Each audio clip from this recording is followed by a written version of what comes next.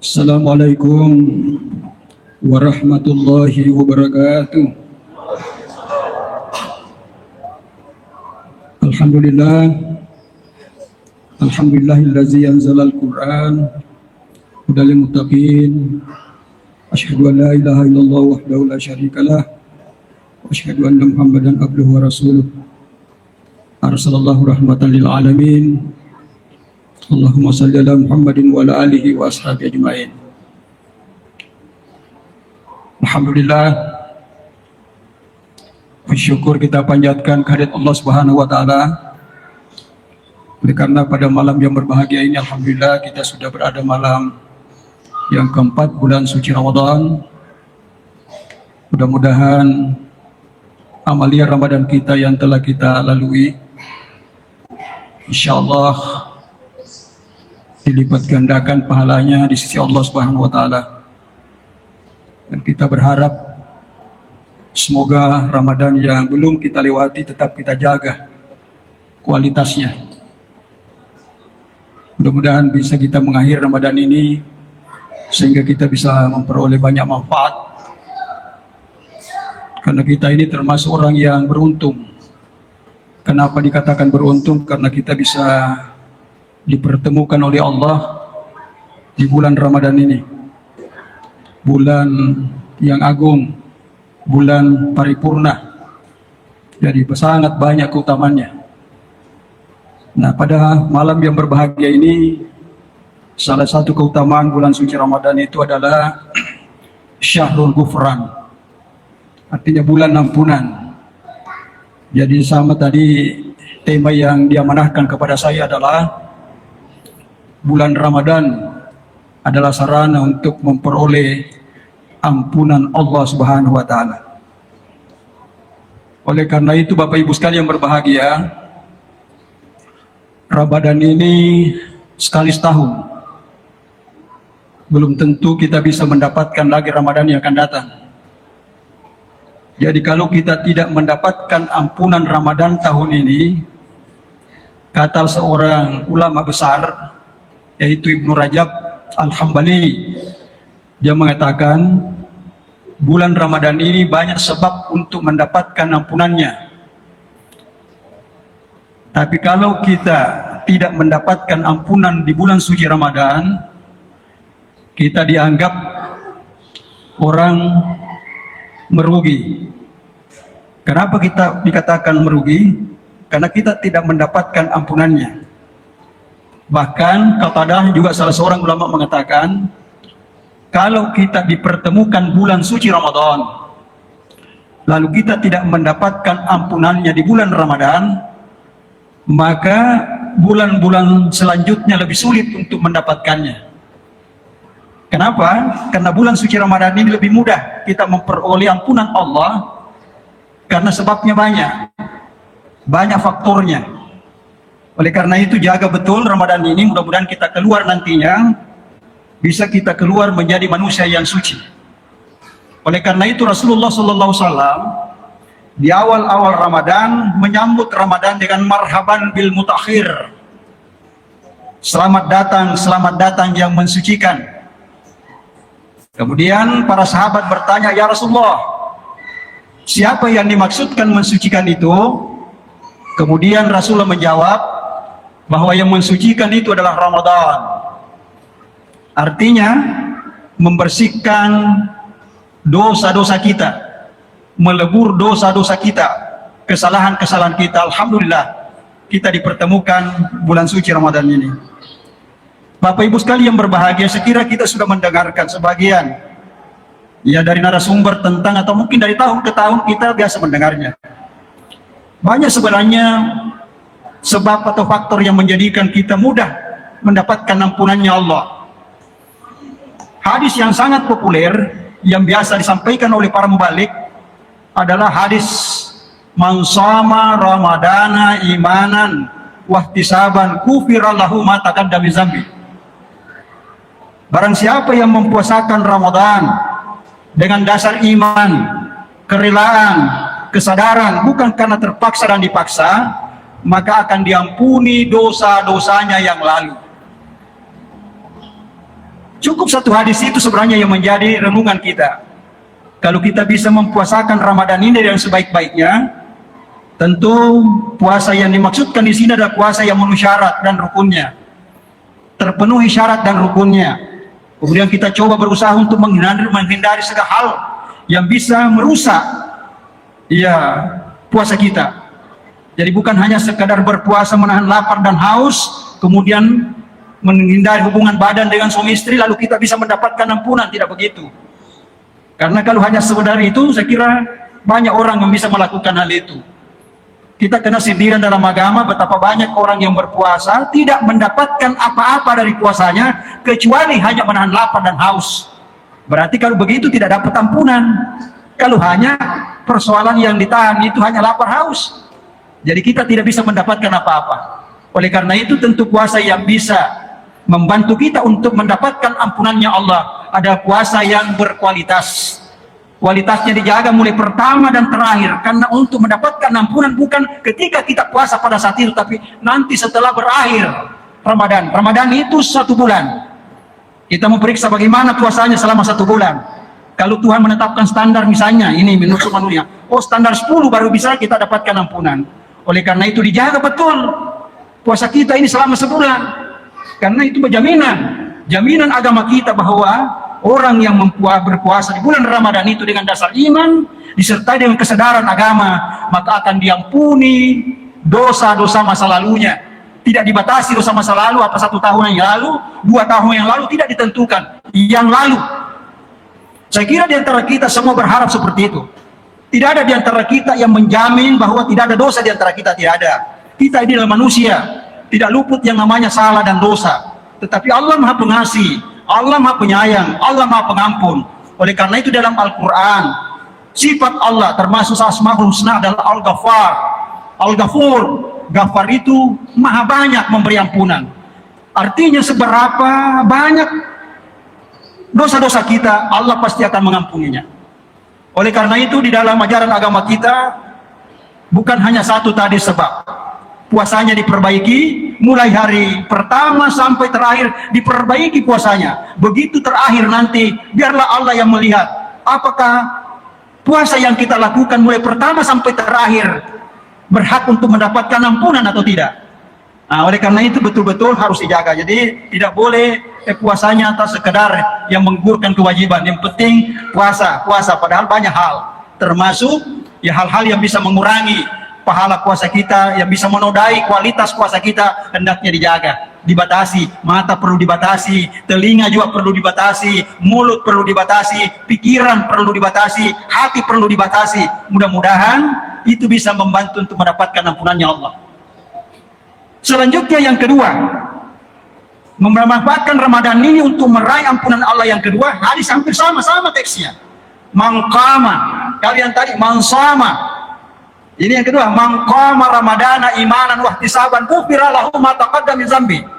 Nah, sudah sangat jelas. Barang siapa yang mendirikan salat qiyam Ramadan, qiyamul lail, tarawih. Jadi tarawih, ini qiyamul lail.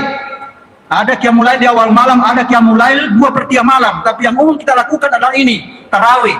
Jadi kalau kita membahas barang siapa yang menghidupkan tarawih dengan dasar iman, dengan kesadaran, maka akan diampuni dosa-dosanya, dosa-dosa masa lalunya. Coba lihat, tadi sangat jelas.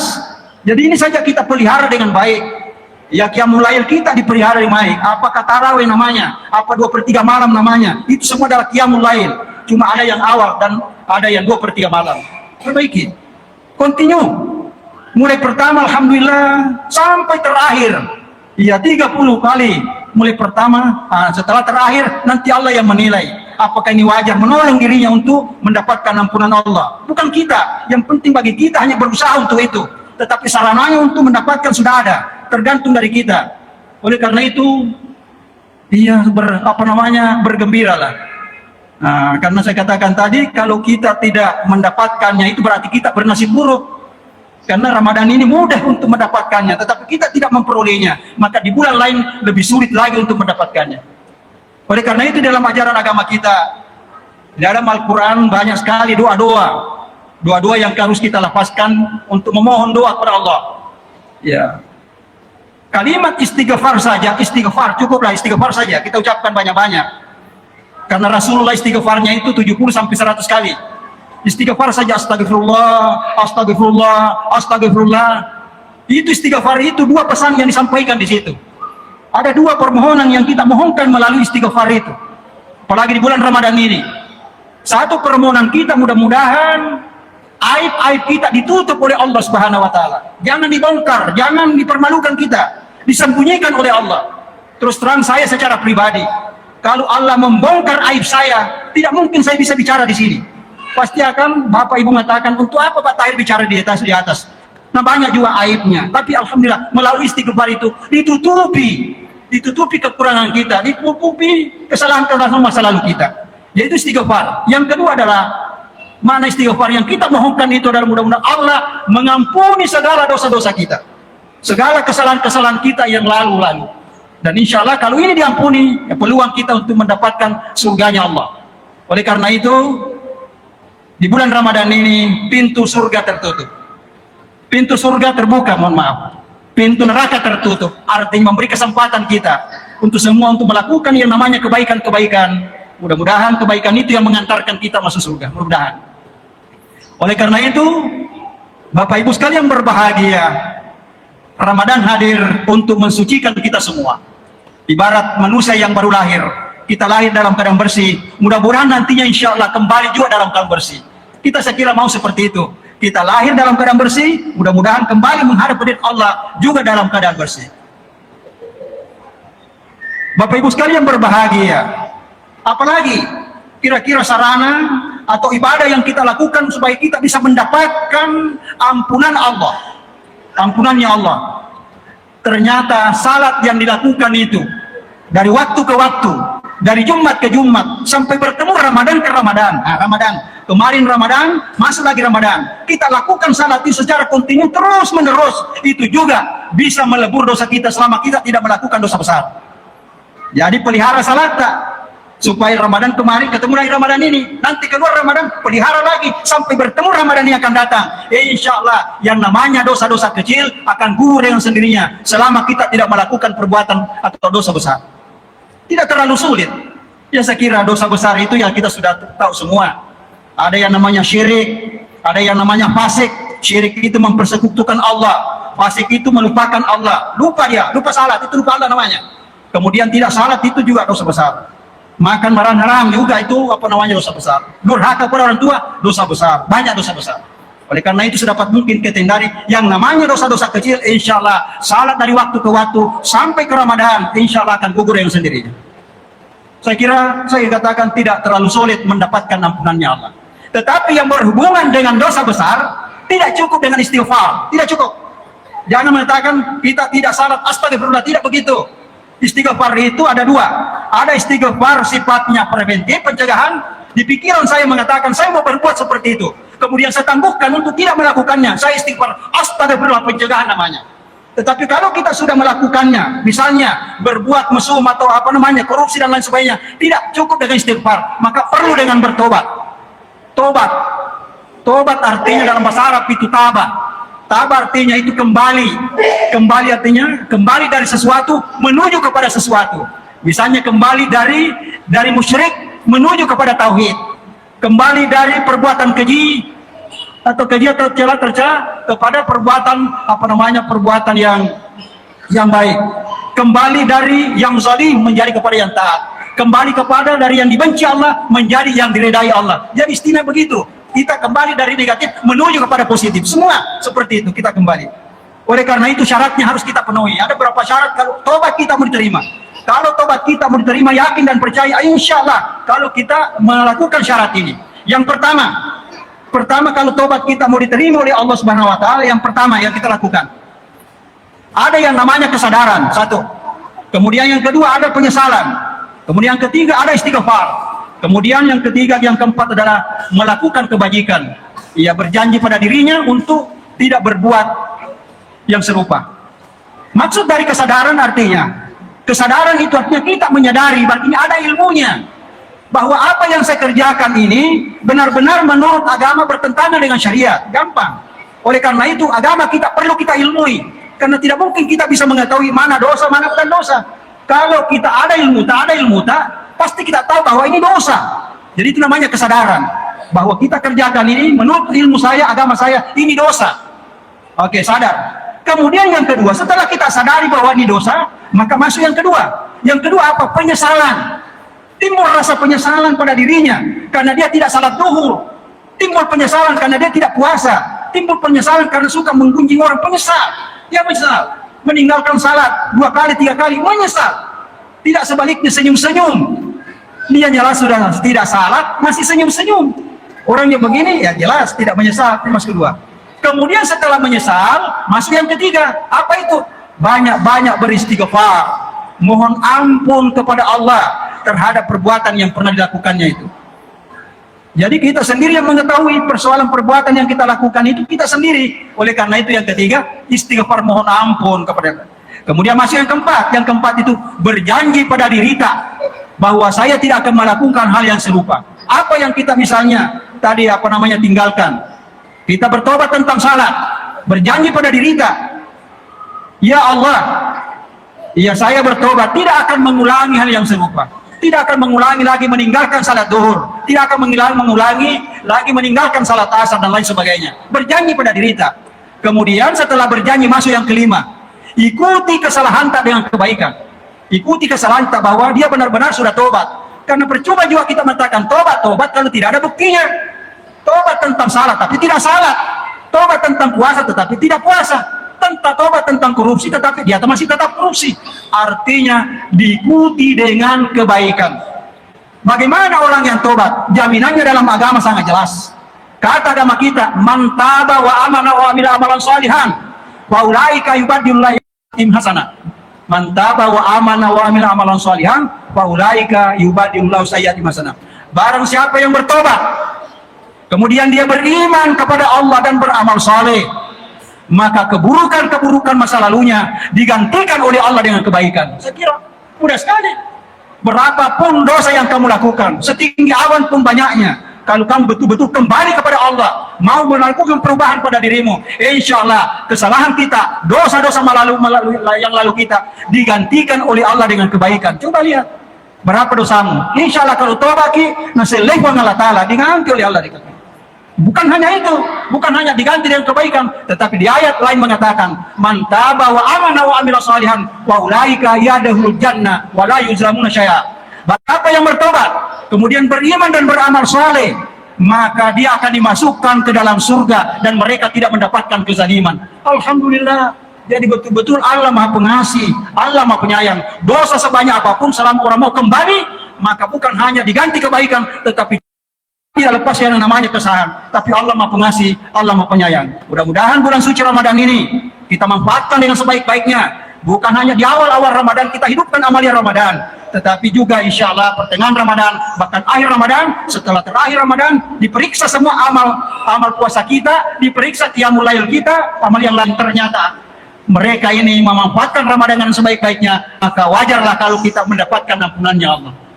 Oleh karena itu, ya semua saya kira kita mau, kalau tadinya semua manusia lahir dalam keadaan suci, maka mudah-mudahan insya Allah kita juga kembali dalam keadaan suci. Nah mudah-mudahan seperti itu, Ramadan insya Allah bisa menjawab jawaban itu. Demikian saya kira apa yang dapat saya sampaikan. Mudah-mudahan kita bisa memanfaatkan Ramadan ini dengan banyak-banyak beristighfar, memperbaiki kualitas puasa kita, memperbaiki kualitas ibadah kita, khususnya puasa dan qiyamul lail. Bahkan ada lagi satu hadis yang saya lupa sampaikan. Barang siapa yang melakukan puasa di bulan Ramadan, kemudian dia menghidupkan puasa, menghidupkan qiyamul lail dan dipertemukan dengan malam Lailatul Qadar, kemudian dia berdoa di situ agar supaya diampuni dosanya, insya Allah langsung Allah mengampuninya. Jadi ada nanti malam Al-Qadar itu, tapi kita tidak tahu kapan waktunya. Tugas kita hanya beramal, tiba-tiba Tuhan mempertemukan di situ, maka kita berdoa mudah-mudahan Allah mengampuni dosa-dosa kita, karena memang Allah suka mengampuni dosa. Allah maha pengampun, Allah suka mengampun, dan kita mohon supaya dimudahkan diampuni dosa-dosa kita. Saya kira itulah Bapak Ibu sekalian berbahagia. Mudah-mudahan insya Allah kita bisa menyelesaikan Ramadan ini dan kita bisa mendapatkan ampunannya Allah. Terima kasih. Assalamualaikum warahmatullahi wabarakatuh. Salat